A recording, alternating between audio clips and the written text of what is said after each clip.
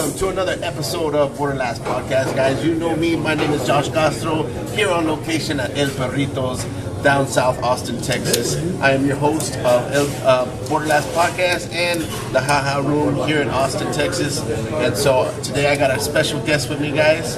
Very good friend of mine. We're doing, you know what we talk about? Comedy, culture, comida, with my friend Philip Garcia, guys. Oh, man.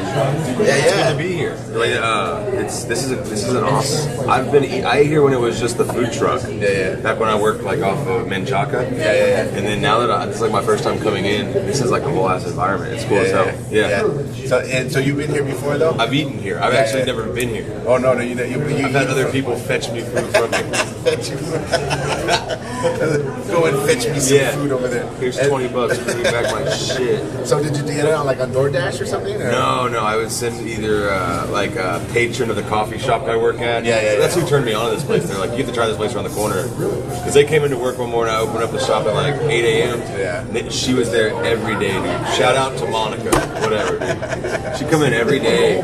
And there were some days I'd be hungover from doing comedy and shit, you know, and then she'd come in at 8 and I'm like asleep, straight up, like we had a cot. Behind the register, I'd put the cot out. And like if someone would come in, I'd wake up and like rise up and be like, hey, how can I help you? But double chicken. And so Philip's been in the comedy scene, guys. If you don't know Philip Garcia, look him up. He's a very funny comedian. And you're based out of Dallas, right? You came from Fort Worth? Yeah, Fort Worth. Fort Worth. I don't claim Dallas. Fuck those ghettos. Yeah, fuck those guys. That's funny, man. And yeah, so and you've been up in the scene. You started when, like back in? I started in 2018. So I started in Houston in 2018. I did like a year, like 2 or 3 nights a week down there. Because I was up in Huntsville, so I drive like an hour back and forth. So I did that 2 or 3 nights a week. And then when I graduated at the end of the year in December, I moved back to Fort Worth. And then that's when I was like every night of the week. I gave myself like, I think it was 2 weeks. I was like January 12th, I think I remember that was the day. I came back. Remember the day you started comedy? Like I restarted comedy because I was it's not bad. I was worried. I was like, go and get the lay of the land, learn how these people hit the mics, in which order, and then you can start doing this. But don't just start going and making it. Thank you so much. Holy cow. And it's way better live in person. Definitely, bro. Definitely. So Ivan just brought in the order, and what Philip ordered today was double drowned chicken, and so that is the known signature, and so obviously we do the comedy culture comida. So we're gonna go ahead and do the food portion of it, and tell me what you think, man. We can go ahead, do your thing. Like I said, I've had it before, and it's like straight up. You've had this before, though. I think I've had I think I had the what is it, the deshebrada, right? Yeah, okay, like the regular flautas. But not the drowned ones. No, I have had the drowned ones. Oh, okay, but the deshebrada. I've honestly, every time I've eaten this place, I've been extremely hungover. And still kind of drunk. That's exactly how you're supposed to eat this. Yeah, this is the most sober I've ever been eating. And it's so funny you say that because like when you like when I grew up, so everybody would go in the border town. Everybody goes parties after they go drink, like on a Saturday night, and everybody would show up to this place at Chico's Tacos, like at which is replicated of where we're at like 3 o'clock, like 2 o'clock in the morning, all fucked up, you know, and like people always attribute it to like hungover food. It's like the menudo of the next day. Straight up, it's just it's like the culmination of everything you want when you're not feeling the best, and you need the grease aspect. You got a little bit of fry and crunch in there. It's like a soup. So it's like clearing up any type of like headache. Well, you know, he does fry it, but there's not too much of a grease in this one, and so that's, I think that's what attracts him, because there's another very similar place that kind of opened up not too far, and they're from El Paso too, and they started doing a similar type, but they have a little bit difference in the sauce, so.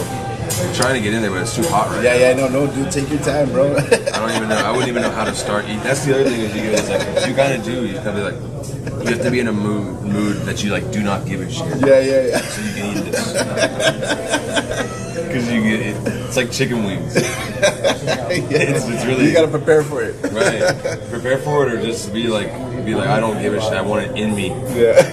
I gotta get this in me right now.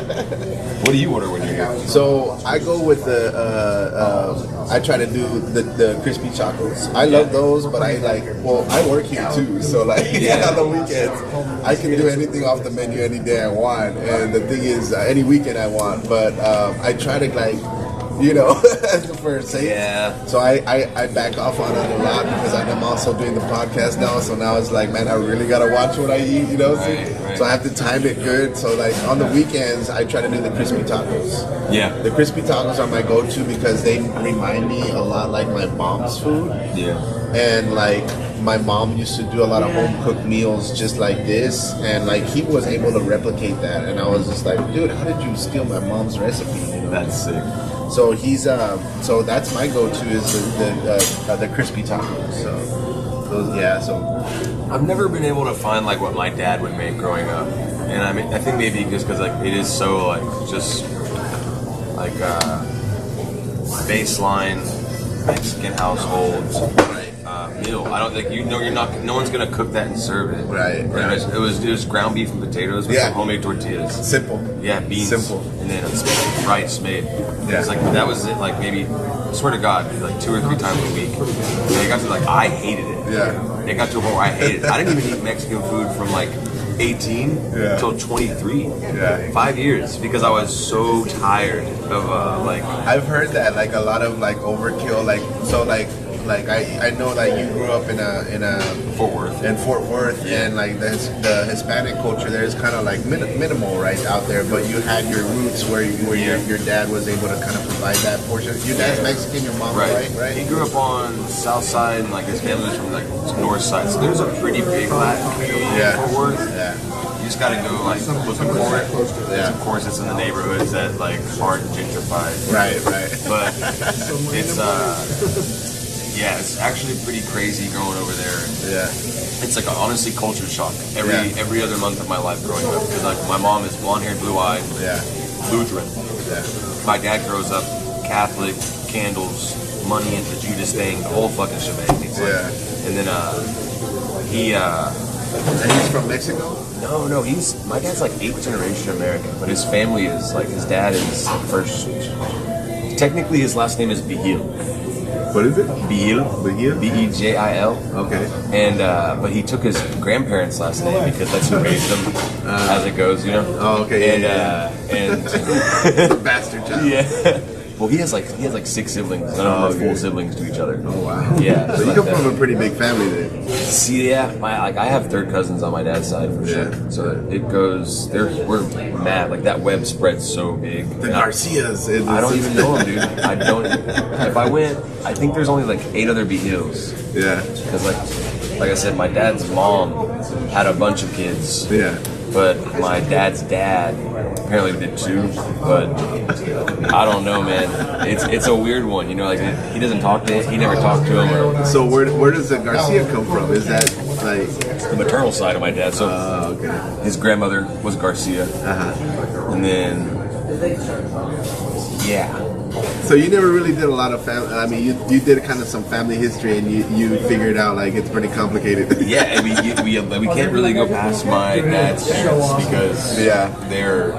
I mean that generation. Like I said, like he's 8th generation on his mom's side, right? Technically, but his dad was like, fresh off the boat situation.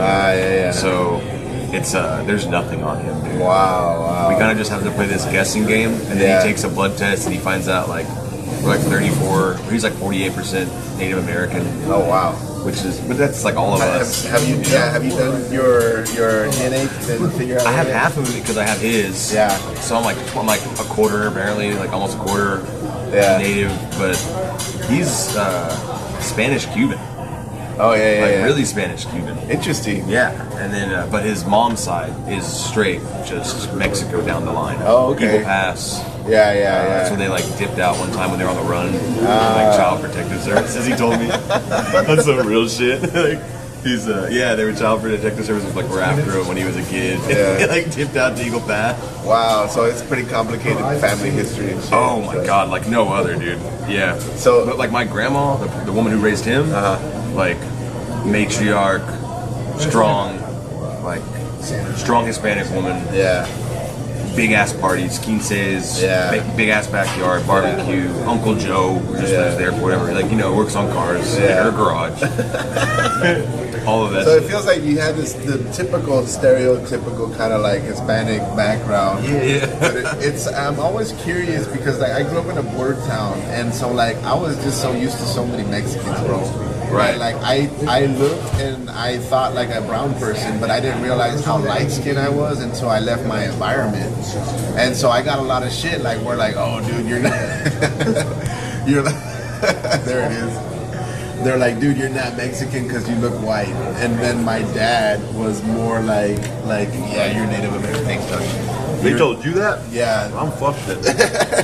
And my dad was like more like Native American because he grew up like in the era of like Vietnam, so he was very dark skinned and he looked like a Native American. So a lot of people in the war in the Vietnam, you're Apache. Right. And when I finally did like our family history, it like turned out to be opposite. Like we weren't really that type of Indian. We had Indian blood, but we can't trace down where the Indian blood came from.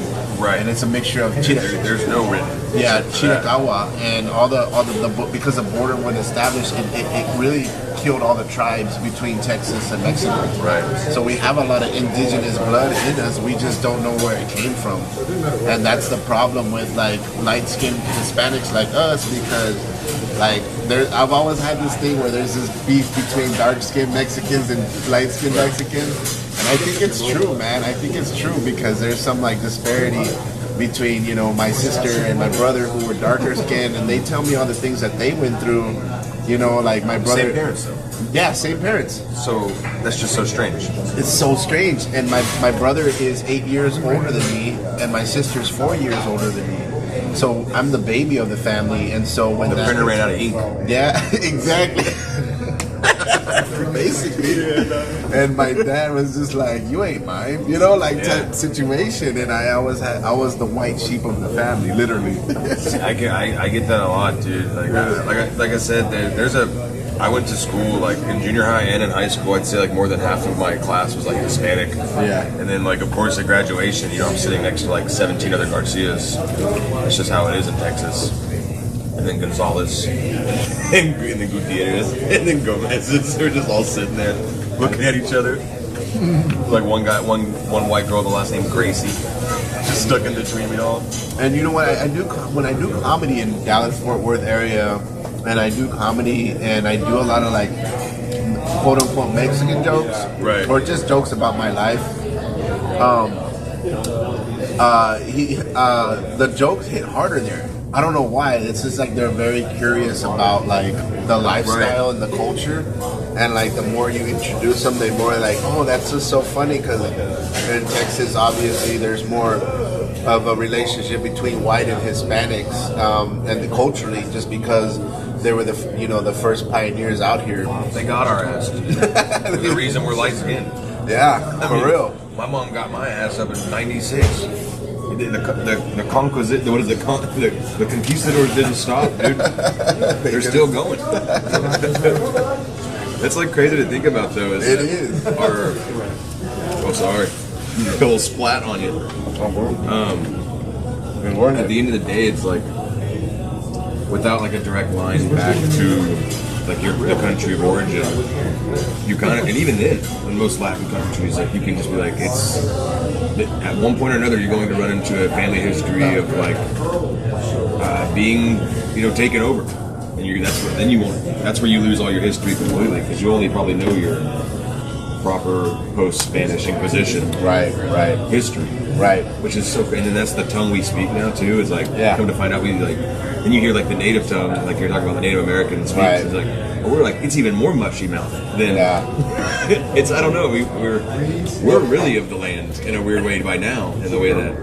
That's so true, bro. Because I feel like we're kind of like a hybrid race. of people that have a blend of both beautiful worlds. You know what they say, and we're in constant conflict with ourselves. Exactly. You know what I mean? Yeah. No. They say like dogs used to just be wolves. Every like Chihuahua came from a wolf. That's hard to believe. Yeah, a poodle came from a wolf, and it's like, well, they all evolved to become more suitable and adaptable to their surroundings. And it's like, well, if that's the case, well, then we've been the most ran through that evolutionary walk cycle over and over again. That's so true. Yeah, and like I think I heard like I saw like a Joe Rogan clip, and he made a comment like, "Oh, did you hear about the orangutans?"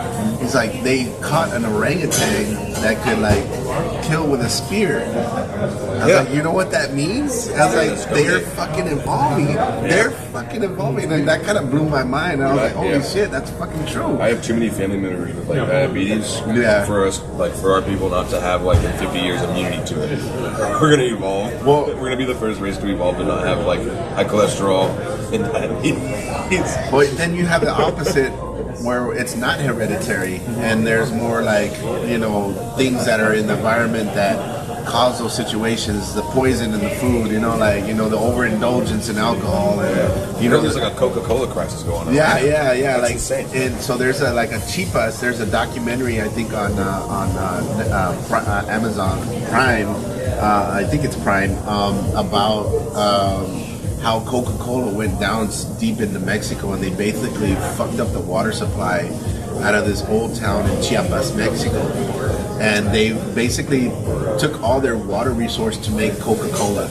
And it caused the whole town to get like diabetes, and because they had no other choice to drink. They didn't even have their own water to drink, bro. How do they even... I don't think that shit. That's wild. The whole documentary is about that. I forgot what it's called. Susto, I think that's the name of it. But there's some other one out there that I read before. But I don't know about you. I'm big on like Mexican history and all that shit. Like I'm actually teaching myself Nahuatl.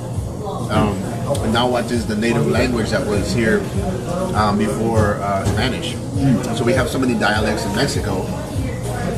Nahuatl is the most one that has transitioned to our Texas culture, because it's obviously they always say Spanish is different from Texas, Mexico. When you say Texas is like the word Texas is like a derivative of that. Oh yeah, Tejano. And the reason why the Spanish couldn't, they called it Mexico because they couldn't pronounce the X, in the indigenous language was pronounced shit.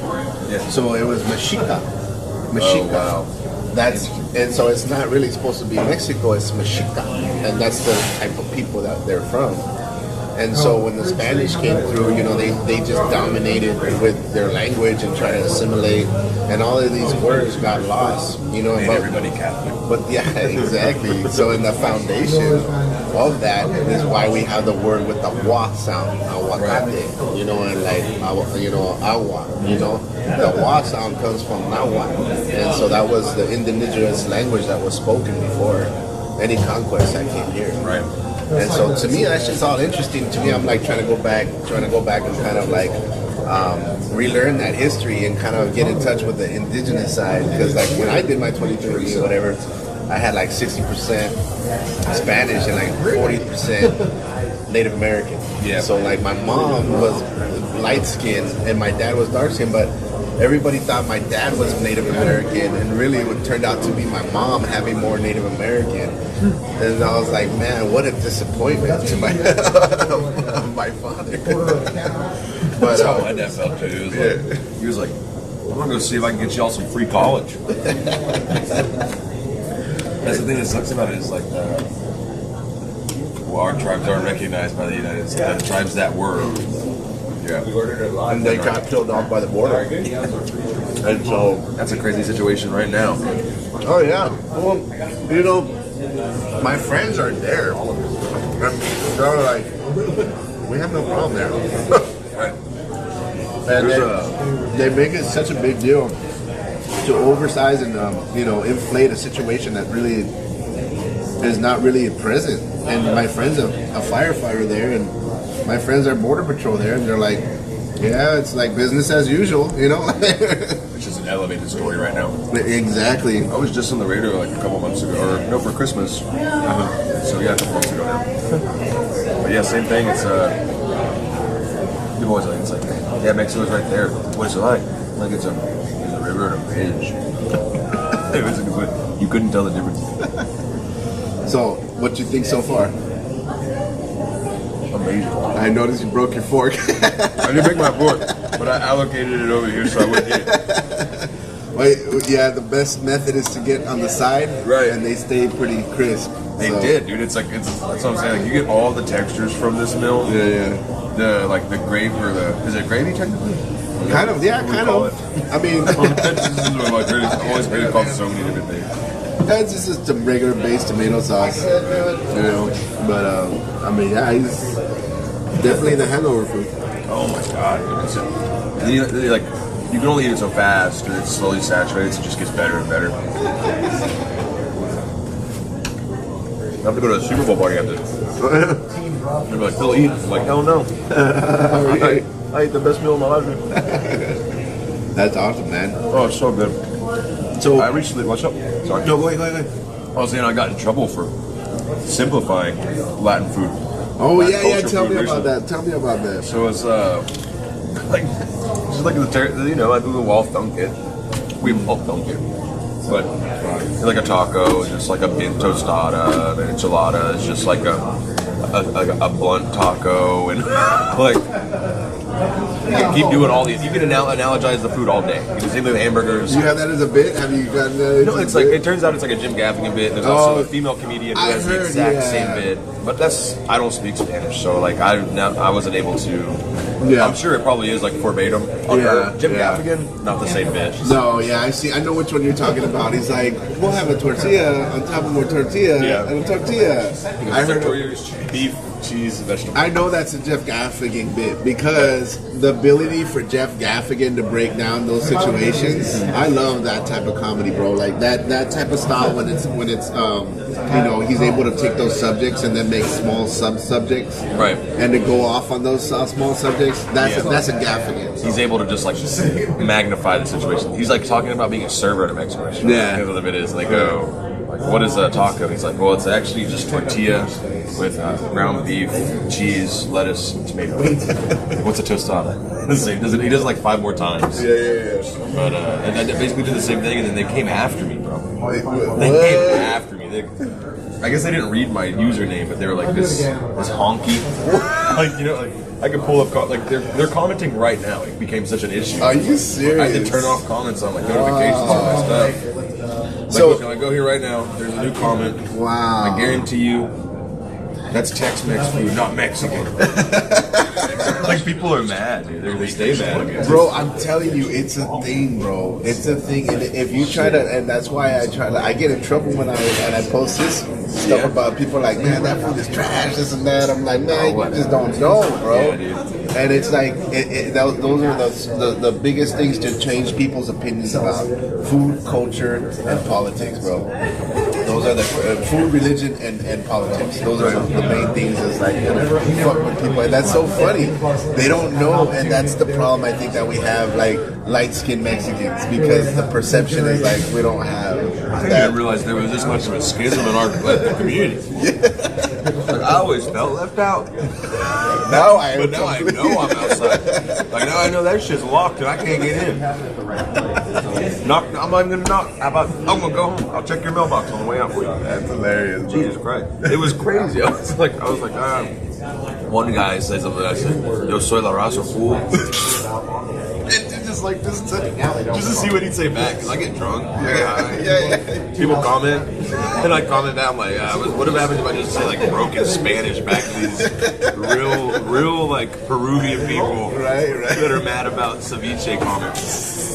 And they lose their minds. Oh, I don't doubt it, bro. And that's funny because, like, if you guys don't know, go check out his page, man. It's Philip Garcia. And, and Philip's also a funny guy because one of the things he also does here in Austin, which I fucking give him kudos to, I watch his reels all the time. He goes down to 6th Street and interviews bad drunk people, bro. Like, I don't know how you could do that shit. That's the most annoying shit that I could ever think about doing because... Oh my God, it is. And I know you treat it like a job too because you're like, oh man, you gotta... Yeah, I gotta go record right now. Really? You got in trouble for it or what? The video or recording? Whatever. What happened? Tell me about it. Or tell me what you do first of all. So the man on the street thing is I go outside and I ask people like pretty clearly. The name of the show is WTF is going on because I ask people, hey, what the fuck is going on? I just like walk up abruptly. And yeah, it is a little bit of a chore to get after drunk people. I only like doing it if I have like a good topic I'm excited to ask about. Like I was gonna do Valentine's Day yesterday, but it rained. It's been weeks since I put one out. Yeah, I see that. Since the shooting, I slowed down. Just because it's like, I got my girl, she's my camera guy, and it's like, until I can pay someone to do it, you know what I mean? It's not, I'm not gonna be able, I don't want to drag, she's not catching a bullet for my silly little YouTube show, you know what I mean? So, right now I'm doing, like today I'm actually shooting a Super Bowl episode. It's gonna be a little avant-garde. Like if you saw the Justin Essenmacher episode. No, I haven't. I just did like a little short documentary on a friend of mine who's like, I believe to be severely misunderstood by the public and like our community. And it came across perfectly. Like people who watched it were like, I feel like Justin is a friend now and I understand that he's not just some dumb idiot jackass, he's just a dumb lovable jackass. Yeah, he is. Yeah. He's one of those guys that just kind of like, I love Justin. He's a very special talent in rubbing people the wrong way until you understand that he just doesn't know anything. It's a little dumb. Love him. And so, did you actually get into trouble or something like that, or what happened with that situation as far as like recording people or something? I haven't gotten into any trouble or anything yet with recording people, but like it's like it's just dangerous. Yeah. I haven't had anybody ask me to take anything down. I also don't care if they do. I'm not going to. Like you shouldn't have been drunk in public and talking into a camera. There's like 5 different layers of public acceptance. I said, hey, you want to do an interview? You verbally agreed. You know what I mean? I'm drunk too, so no fucking excuses. Like, I have to get a little buzzed to do it. Well, one thing happened to me and my wife, and I get where you're coming out because it's like, you know, it's 6th Street, everything's out there and stuff like that. One thing happened to me and my wife when we were in New Orleans. Some random girl came up to us. We're walking down Bourbon Street, having a good time, you know, 6th Street vibes type situation. And we're walking down and some girl comes up to us with like a gang of shots, throws a shot in my wife's mouth, and then proceeds to throw a shot in my mouth like really off guard. Here I'm thinking she's part of the club or anything like that. And then she starts like, hey, you're having a good time? Like, we're laughing, we're having a good time, you know, we're a little buzzed.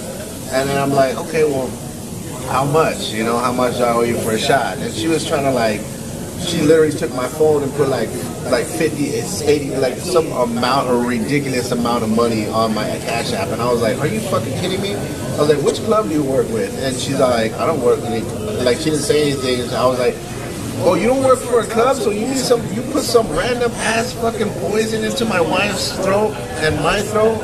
Just randomly, you know, what the fuck do you think you are? And I grab my phone and I'm like, I ain't paying you shit now. And like she got all ABC card. Exactly. Well, but it's just like it was like an attack. Like I felt it was like an attack. Like, hey, have fun then. Now you owe me money. And I'm like, I don't know you shit. You don't work for no fucking.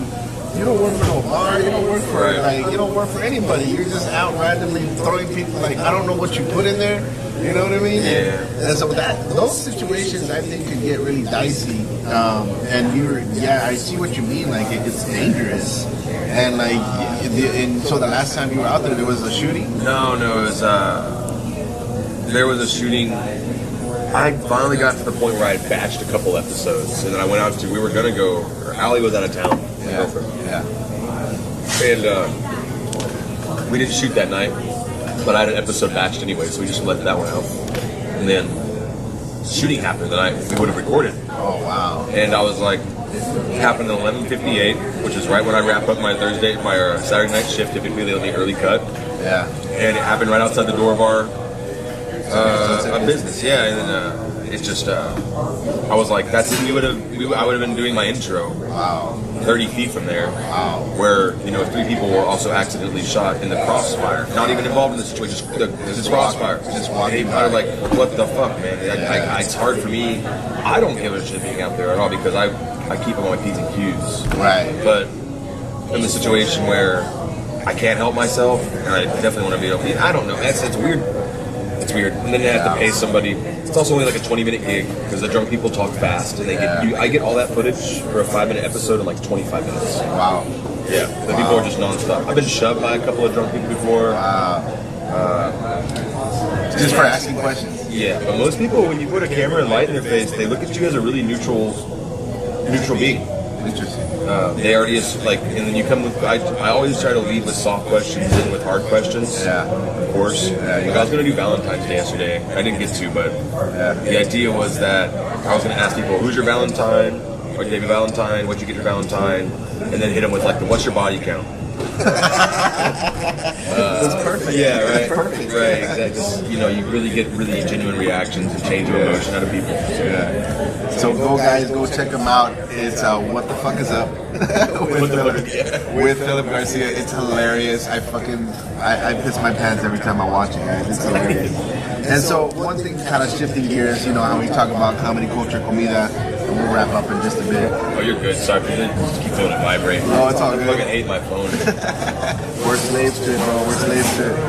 But one thing I wanted to ask you, because we obviously share the same love here. Who has been your favorite comedian of all? Like, who's your inspiration? Like, who did you look up growing up to, and like your comedy kind of like I don't know, Mount Rushmore of comedy, you say? Because we as comedians always have like more than one comedian. Right. But if you had to put them on Mount Rushmore, where would you put these comedians at? Man, I'd put like Chappelle up there. Okay. I'd put what's his name? Kaufman. Andy Kaufman's drum hit. Have you ever seen it? Yeah. It's like rent free all the time in my head. And I wish I knew more of like a bigger body of work. But he was such like a cultural phenomenon back in the day that you would have to like live in the moment to understand the entire. And that to me is amazing. So for him, because that's free. To be able to go start crying, it's like, or turn the cry into drums, dude. Like, if you watch it on TV, you're not gonna understand that shit. You're not. It's so good, man. And I love watching any documentary or anything about Andy Kaufman because it's such a cool era also of comedy. And you look at that, that time frame of when he was doing all that stuff, and the dude was a genius, man. The dude was a genius, and like that documentary that came out with Jim Carrey and how he kind of like morphed into him. That's some crazy shit, man. Yeah, Jim Carrey's pretty crazy for that. That's cool. That's the only cool thing about acting to me. Is when someone method acts. Yeah. There's nothing cool about being an actor other than being like, that's, as a comic, there's something so funny to me about someone being like, there's something so funny and impressive about someone being like, I'm going to not just stick with this bit. It's like, I am the bit. It's like, dude, that's what a comic would be like. Yeah, exactly. Dude, I really like how you stuck with that bit. Oh, and the I am the bit. It's like, people really go out and do it for months, like lose their minds. Yeah, Daniel Day-Lewis is like one of those guys. Yeah, he's one of those method actors. Who else on that Mount Rushmore? Got Andy Kaufman. So Kaufman, Chappelle. I'm gonna give one of the heads to the entire blue collar comedy tour. Really? Yeah, it was like the first. I think it was the first comedy I watched that I like digested as comedy. Like was watching them and understood their simple blue collar premises, I guess you could say. Yeah. And then George Lopez, of course. Oh wow. Yeah, George Lopez I saw him when I was 12 live, and my mom regretted he fucking. Why is that? She did not. Dude, George is dirty, dude. George is dirty. He was talking about most likely to be gay names. I was there 12. He's like, he named his son Jacob. His name is Jacob. Like he was, dude. Yeah, I think George has that unique pioneerness of leading the way. I think of how Mexicans, he was inspiration to a lot of comments. He's such a good performer. Yeah, and so you got shit for all that Ralph Barbosa shit and shit like that. But at the end of the day, he's old. He's old, man. He's mossy. Yeah, that's all it is. He's old school. And you know what, George? If you said it to just be relevant again, even more respect. Honestly, dog, real sees real on that. If that's the case, if you were lining that up. But you haven't made a move like that since Nickelodeon. When you were down there, but was that when they were on Nickelodeon, right? Yeah, dude. Keep that shit up, bro. Maybe I'll talk shit about Ralph. I got Ralph back from Dallas. Maybe I'll talk shit about Ralph right now to get my come up with. No, I know, right? Literally never. He's the sweetest kid I've ever met. I know, he's a sweet. Yeah, he did my mom's garage twice. Oh, nice. And like looking back on those times now, when you see him and you see all his crazy achievements, you're like, dude, this guy used to be like, oh man, yeah. Humbleness, and it's just like it's the universe has that weird way of like that. Some things just make a lot of sense. Right. You watch that guy shred room back in the day, but now you watch him shred room. It's like, yeah, he's just been doing that. Yeah. It's like good on him. Yeah. George Lopez, should have keep your mouth shut. Word of advice. There's a hot clip for you. There's my Cat Williams moment on the BorderLaughs. I gotta section this part out. This is it. George, you can't keep coming into the community like this, tearing up young talent apart. It's not what you want to do, George. It's not good for you. It's not the thing you want to do. Yeah, man. So that's cool. George Lopez, man. George Lopez was one of those guys for you. That's great. And I think where how you categorize the comedy tour with the redneck. What was it? Blue Collar Comedy. So that's Jeff Foxworthy, Ron White, Bill Engvall, and so Bill Engvall. Yeah, that's right. We're missing one more, aren't we? Jeff Foxworthy, Ron White, Bill Engvall. No, that's all. Yeah. And so with that one, that how you describe that to you, that's how I was with Three Amigos tour. I don't know if you heard. Yeah. So that was Freddie Soto. Mm-hmm. That was Carlos Mencia and Pablo Francisco. Okay. And that was the first ones for me. Like, oh wow, those guys, like those are the guys I want to be. And it turned out that like Freddie Soto was from El Paso. Okay. And he was like, I was like, oh shit. He started off as Richard Pryor's limo driver. Wow. And he ended up getting on the Comedy Store, getting really popular. He went up quick and faded out fast. And he unfortunately passed away of a cocaine overdose. Oh, Jesus. And right at his prime. Doing comedy in the 80s. Yeah, man. So, I think it was early 90s at this time. But, I mean... Honestly, comedy up until now. It doesn't matter what time frame. If you're doing comedy, you're doing coke. But with him, he was my first inspiration, and I'm trying to do a podcast and do maybe like a remembrance show with him back home in El Paso, and I'm trying to like locate his family and do like a memory show, a tribute show to Freddie Soto with a lot of El Paso comedians. So that's in the works. So yeah, man. So stuff like that deserves to be put on high. So sure, hopefully, man. Hopefully, I can get some traction on it. And I'm right now in negotiation with some people who knew him closely, and I'm trying to get them on my podcast and get talk about his family, his life, and situations that that was with him. You know who had a lot of good stories was my homie Flo Hernandez. I don't know if you work with him. He's based out of Dallas. He's one of those old school comics been back in the day. Not that old school. He's gonna get me mad for me. He's like, I'm not old, but he's been around for a while, and he had some good Freddie Soto stories, and so that was pretty cool. Yeah. El Paso has a pretty interesting comedy scene. Yeah, it's it has a scene. Yeah, but it has I've heard about it since I started because one of my good friends was from there. Oh, really? Yeah. Jorge Cortez. Oh, I know Jorge. You know Jorge? Yeah, I know Jorge. He said that he like when I think Refried comedy was he was in that and it fell apart or whatever. Yeah. But he that was way back in the day. Yeah, that was like 6 years ago. I think if I remember the way he told it, but he was I've never been. Yeah. I've never been out to LA, so it's fun, man. It's a fun place to visit because I'm from there, and the food obviously is from here. Right. But to do comedy, it's been growing exponentially. And so I've been doing monthly shows out there. I got a show out there next week, actually. Simply Courtney headlining, guys. Go check it out. It's out now. And so we'll be out there next weekend. And I try to do just kind of represent the border town out here, and then do some shows, bring some good headliners and talent back over there. So hopefully I can bring you out there one time. Yeah. Fucking launch me out there. I can't. The drive. How long is the drive? It's like what? 6 hours? Oh my god! Drive out to the tip of Texas. That's what it is.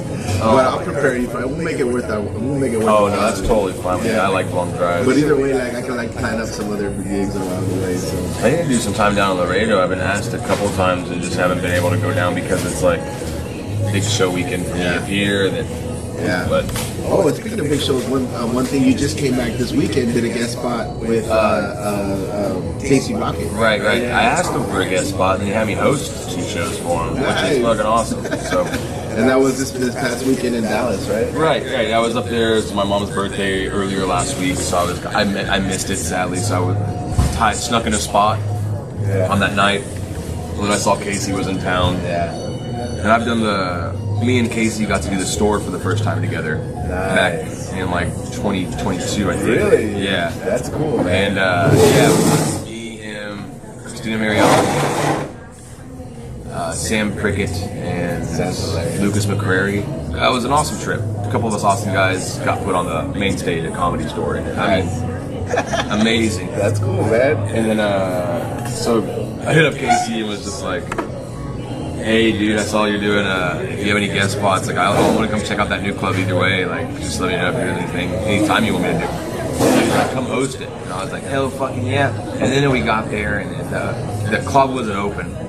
It's a hotel. Oh no. Yeah, the club's having some hard time apparently with contractors. Yeah. So they were like renting out the ballroom in the hotel next to it. Very nice room still. It's not very good for comedy. The sound equipment was shot, but we made the best out of it. Had like 2 basically sold out shows almost. That's badass, dude. That's badass. Yeah, it's fun. It's fun when nights when you're supposed to be spending with your family turns into an entire evening of comedy. Dude, that always happens, and then your family gets you give shit. So like, but they understand your goals. They understand your goals, and then you tell them like, look, all that, and I only made like $120 tonight. So 3 shows for like $30 a piece. That's not really what I got paid. I won't ever disclose the real. Welcome to comedy. Yes. You know that it wasn't. One of the shows did not pay at all, and then let's just say that Casey is a great guy. I'll say that. It is what it is, bro. Yeah. But that's cool. He gave you an opportunity, and that's always great. He gave me an opportunity as a working comic. You know, he pays you for your art. It's always like working for that guy, because like I said, we've known each other, or known of each other at least. Yeah. Or like I said, we're affiliated. We're not affiliated, what's the word? Acquainted. Yeah. 3 years, watching him go from being like, me always enjoying his stuff, to now having, because he's like a new Kill Tony right now. Yeah. I think he's like standing in right now. Is that like, I don't know if it's permanent, or I heard he was like, I don't know. Yeah. I don't know. But either way, it's going to be huge. It's good to this watch weekend. Like, you watched him sell out the room twice. You're like, damn, dude. Like, you're so proud. Like, I'm so proud of him. And also, like, you're letting me open for you. Yeah. Fucking privilege. Not only that, like, it's an opportunity. Yeah. Like, to think that like a friend of yours would be able to give you opportunity is like such a double good feeling. That's cool, man. You're like, holy shit, dude. That's awesome. Man. Yeah. All right. Well, if people wanted to check you out, man, where would they find you online? Philip Garcia Comedy, everything. You can just look up 2 L's in Philip Garcia, and I've paid money so that if you type in Philip G and you get the Philip spelling right, I should pop up pretty fucking fast. Nice. You know, just get the Philip G and let Garcia Comedy pop up by itself. All right, guys. Well, that's all been an episode of Comedy Culture Comida, guys. My guest, Philip Garcia, today. Guys, check him out online if you haven't. Please, if you're in the Austin area, check out his shows. He also runs an open mic on every Thursday night, correct? Yeah, at Opa. At Opa, and that's a great little fun room to do also. And then you also have some up and shows coming. When is your next show coming out? I don't know when the next, but I have my podcast, Works Every Time podcast. There you go. With Justin and Marcus, those dipshits. So, yeah. Guys, go check them out. Thank you again. This has been another episode of BorderLaughs podcast, guys. You know me, you know the drill. Thank you so much for having me. For sure, guys. If you like this episode, follow us, and make sure you give us a little subscription, So, guys, Thanks so much. I appreciate your time. Ate Guacho. Hell yeah.